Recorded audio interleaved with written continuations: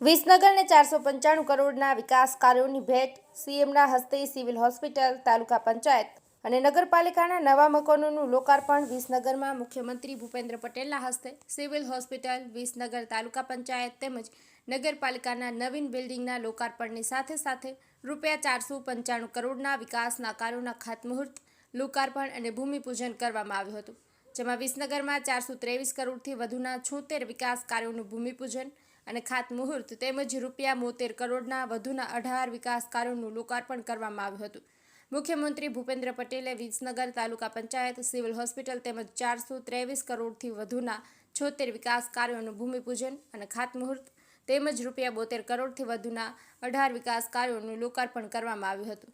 મુખ્યમંત્રી ભૂપેન્દ્ર પટેલ વિસનગર તાલુકા panchayat, civil hospital તેમજ નગરપાલિકા ભવનનું લોકાર્પણ કરી તેની સુવિધાઓની મુલાકાત કરી હતી.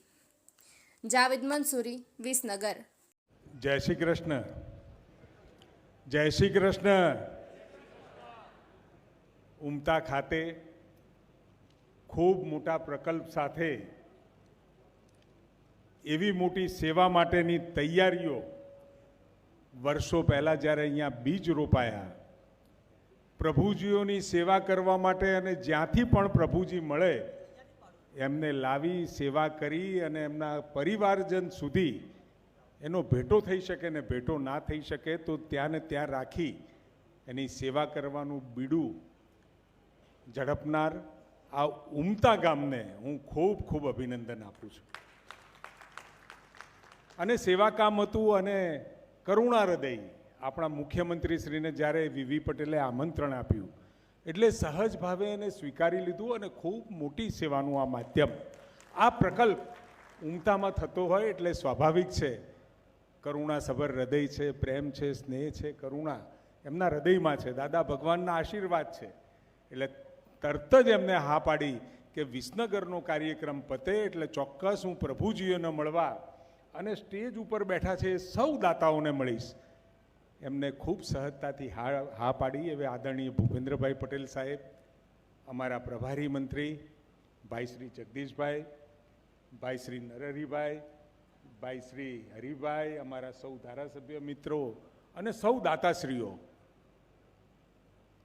આ પ્રભુજીઓવાળો વિષય આમ તો મારા ધ્યાનમાં બહુ નહોતો, પરંતુ એક વખત અમિતાભ બચ્ચનનો કેબીસી કાર્યક્રમ જોતો હતો ને ભરતપુરના ડૉક્ટર ભારદ્વાજ સાહેબ અને એમના ધર્મપત્ની એ આખું ચિતાર ત્યાં જોયા પછી મને લાગ્યું કે આ એવું સેવાનું માધ્યમ છે જેનું કોઈ નથી, છે છતાં પણ કોઈ નથી, એવા લોકોની સેવા કરવાનું ડૉક્ટર ભારદ્વાજ સાહેબે જે બીડું ઉપાડ્યું છે એ જ બીડું ઉમતા ગામમાં ઉપાડ્યું એટલે સ્વાભાવિક છે મને આનંદ પણ થાય. ખૂબ બધા સેવાભાવી લોકો, દાન આપવાવાળા પણ મળે, ઇમારત ઊભી કરવાવાળા પણ મળે, પરંતુ છેલ્લે જે ફોટો પાડ્યો સેવા કરવાવાળા, કારણ કે મને ખબર છે કે શરૂઆતમાં કોઈ પણ પ્રભુજી જે અવસ્થામાં આપણે અહીંયા લાવીએ છીએ એ અવસ્થા કેવી હોય છે, ત્યાંથી એક વ્યવસ્થિત રીતે એને તૈયાર કરવાનું, દવાઓ બહુ બધો અઘરો વિષય અને એની વચ્ચે આપ સૌ કામ કરી રહ્યા છો. ત્યારે આપ સૌને ઉમતા ગામ અને ઉમતા ગામમાં સમયદાન, ધનદાન અને વિચારદાન આપવાવાળા તમામ લોકોને અને ઉમતા ગામના લોકોને હું ખૂબ ખૂબ હૃદયપૂર્વકના અભિનંદન આપું છું. ધન્યવાદ.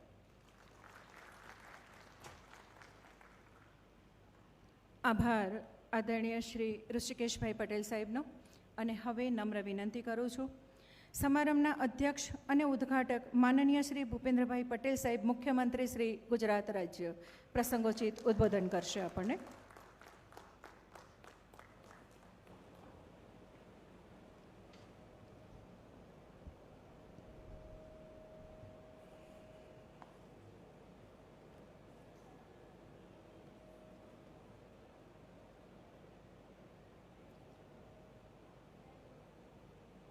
कमला संध्या अपना घर आश्रम उमता ना लोकार्पण प्रसंगे अपनी सौनी साथे मंच पर उपस्थित मारा साथी मंत्री श्री ऋषिकेशभाई पटेल, श्री जगदीशभाई विश्वकर्मा, સાંસદ શ્રી હરિભાઈ પટેલ, સાંસદ શ્રી હસમુખભાઈ પટેલ, રાજ્યસભાના સાંસદ શ્રી નરહરિભાઈ અમીન, વી સ્ક્વેરના ચેરમેન શ્રી વીવી પટેલ, મારા સાથી સૌ ધારાસભ્યશ્રીઓ, મંચસ્થ સૌ મહાનુભાવો, ઉમતા ગામના સૌ ભાઈઓ બહેનો, પ્રેસ મીડિયાના મિત્રો સૌને મારા નમસ્કાર, સંતોના ચરણોમાં વંદન, મારા સાથી સૌ ધારાસભ્યશ્રીઓ, મંચસ્થ સૌ મહાનુભાવો, ઉમતા ગામના સૌ ભાઈઓ બહેનો, પ્રેસ મીડિયાના મિત્રો સૌને મારા નમસ્કાર, સંતોના ચરણોમાં વંદન. તો ઘણા બધા કાર્યક્રમોમાં આપણે જતા હોઈએ, કાર્યક્રમ જઈને પૂરું થાય ઘેર જઈએ. આપણે બહુ ઓછા કાર્યક્રમો એવા હોય છે કે જેમાંથી આપણને પ્રેરણા લેવાનું મન થાય. ઘણા બધા કાર્યક્રમોમાં આપણને એમ થાય કે જે સેવા અને સેવા લાંબા સમય સુધી, આપણે બધા એવી સંસ્કૃતિમાં છીએ કે આપણને સેવા ગળથુથીમાં મળેલી હોય, પણ જ્યારે કોઈ સેવા ઘરમાં પણ જો માંદગી લાંબી આવે તો આપણે એ લાંબી સેવા કરવાનું મુશ્કેલ થતું હોય છે. એમાં આપણો ક્યાંક ને ક્યાંક ભાવ ધીમે ધીમે બગડતો જતો હોય. અને આ જે સેવા આજે વીવી પટેલ ને એમની ટીમે ઉપાડી છે, મને લાગે છે ત્યાં સુધી કે જેમાં રિસ્પોન્સ ના મળે સામેથી કોઈ પણ જાતનો, એવી સેવા કરવી કેટલી કઠિન હોઈ શકે એ તો જેમ જેમ તમે સેવામાં અંદર પ્રવૃત્ત થાવ એમ ખબર પડે કે સામેથી બિલકુલ રિસ્પોન્સ જ ના મળે, અને રિસ્પોન્સ મળે તો તમારે જે જોઈએ એનાથી વિપરીત મળે.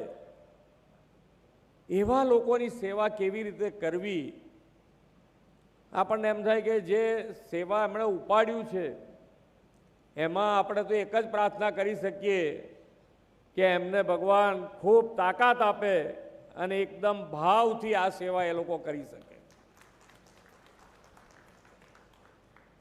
આપણે કીધું એમ કે ભાઈ આપણે કાર્યક્રમોમાં જઈએ, મને હર હંમેશ એવો વિચાર આવે કે આપણે વિકલાંગોના કાર્યક્રમમાં જઈએ તો આપણને એવો વિચાર કેમ ના આવે કે આ વિકલાંગતા આવી કેવી રીતે, જન્મજાત વિકલાંગતા કેવી રીતે હોય. આપણે બધા એ કર્મમાં માનીએ, કર્મફળમાં માનીએ, પણ કેવું કેવું કર્મ કરવાથી આપણને આ વસ્તુ મળી શકે છે એનું ધ્યાન આપણે રહેતું નથી. એટલે હર હંમેશ હું તો આવા જ્યારે કાર્યક્રમમાં ગયો છું તો ભગવાનને એવી પ્રાર્થના કરી છે કે એવી કોઈ બુદ્ધિ અમારામાં ના હોવી જોઈએ કે જેથી એ કર્મનું ફળ આવું આવી શકે. ખૂબ સારી રીતે જે પણ કાર્ય આપણે કરીએ, આપણે જુઓ તો ઘણા એક વાટકીમાં લોટ લઈ અને કીડીનું દરિયાળું પૂરવા જતા હોય છે. કેટલી મોટી સેવા, આપણને એમ લાગે કે કોણ આનું ધ્યાન રાખે.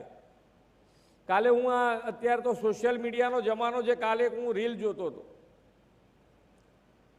તો રીલમાં કે ભાઈ આપણને ભગવાન અને ભગવાન કયા રૂપમાં આપણને મદદ મોકલે એ આપણને ખબર નથી હોતી.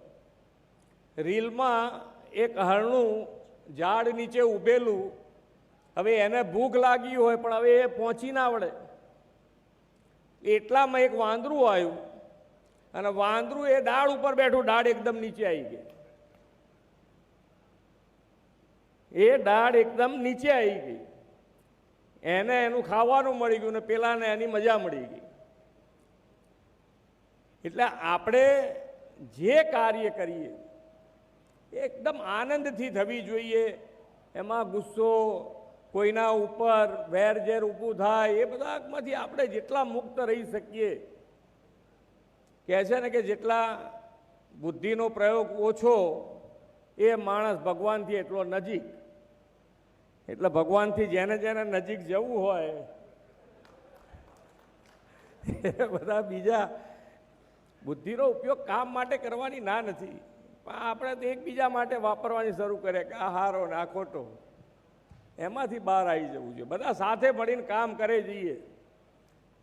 જો તમે આપણા વડાપ્રધાન શ્રી પણ નાનામાં નાની વસ્તુનું ધ્યાન રાખ્યું છે.